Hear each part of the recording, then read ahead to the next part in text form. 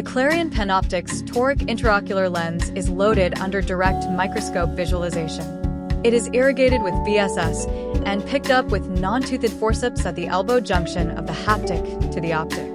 The leading haptic is folded against the cartridge rim over the optic, and the lens is gently inserted into the chamber. A loading forcep is used to fold the trailing haptic over the optic. The cartridge is inserted into the Monarch IV injector.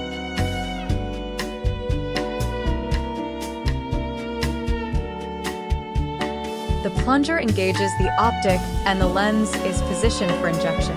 The cartridge is placed against the lip of the main incision. The patient looks towards the cartridge to assist in the injection of the intraocular lens into the capsular bag.